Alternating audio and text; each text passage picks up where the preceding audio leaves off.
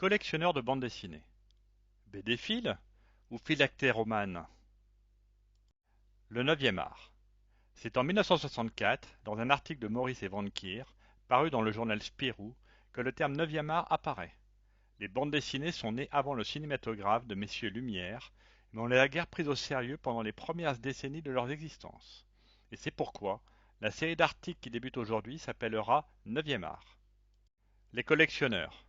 Qui dit art dit collection. En 1986, les cahiers de la bande dessinée faisaient un article sur les collectionneurs de BD, qu'ils appelaient des phylactéromanes, en référence aux phylactères des bulles. Pour identifier les albums et connaître les cotations, il faut être outillé. Le BDM et le BDJ sont des alliés précieux. Les BD anciennes. Insatiables, les collectionneurs cherchent les perles rares, les éditions originales en état neuf et celles qui ne sont pas encore dans leur collection. Pour identifier un album, souvent il faut consulter les dates qui y sont inscrites, les informations sur l'éditeur ou l'imprimeur, et regarder les listes d'albums au quatrième plat. Les tirages limités.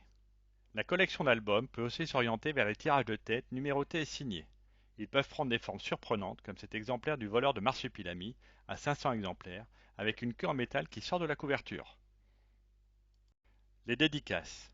Rencontrer un auteur est une très belle expérience. Une dédicace peut alors venir embellir un album. La dédicace est un cadeau du dessinateur qui devient un souvenir précieux. Le matériel d'impression. Pour imprimer un album, il fallait du matériel. Ici, cette planche d'Astérix a été imprimée à partir d'un cliché d'impression en plomb selon la technique de la typographie. Pour l'offset, on utilisait des plaques de zinc. Ces rares objets, souvent détruits, sont aussi recherchés par les collectionneurs. Des objets qui répliquent les albums. L'album peut devenir un objet, ainsi la couverture de la marque jaune s'est déclinée en de nombreux produits dérivés. Le collectionneur doit alors s'armer de patience pour dévoiler pièce après pièce le mystère et reconstituer le puzzle. Des objets anciens. Les albums, la collection bascule souvent aux produits dérivés. Très tôt, des auteurs comme Benjamin Rabier déclinèrent leur univers sous d'autres formes comme ce plumier. Les principales séries, comme Lucky Luke avec cette radio ou ce flipper, ou Astérix avec cet étain, proposent depuis leurs articles de merchandising. Des objets à illusion d'optique.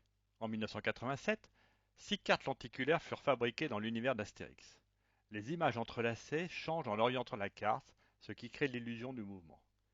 Romain frappé par Astérix, Sanglier dévoré par Obélix, Baiser de Falbala à Obélix, Poursuite des sangliers, Obélix qui projette Astérix, Fils d'Astérix qui tire le nez d'Obélix, sont autant de scènes qui rappellent des souvenirs de lecture. Des objets insolites. Parfois, le collectionneur de BD rejoint d'autres collections, comme celle des pyrophiles. Gaston Lagaffe et Lucky Luke proposèrent des présentoirs de briquets de type Zippo. Black et Mortimer, les amis de Freddy et Dargo, diffusèrent eux des boîtes d'allumettes. Des objets qui rejoignent les collections d'originaux. Des ponts se tissent entre les différentes collections.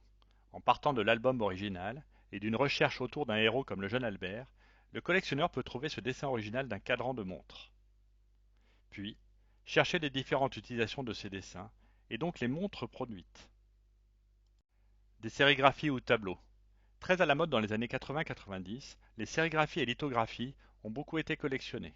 Souvent à tirage limité, elles accompagnaient l'univers de leur auteur. Ici, ce sont 2 sérigraphies sur toile qui se dévoilent. Combinés originaux, albums, dédicaces et objets. Le collectionneur aime souvent réunir plusieurs aspects de la collection.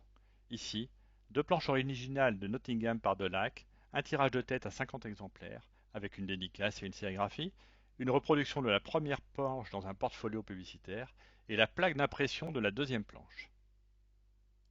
Club de collectionneurs. Pour partager autour de leur passion, les collectionneurs aiment se réunir.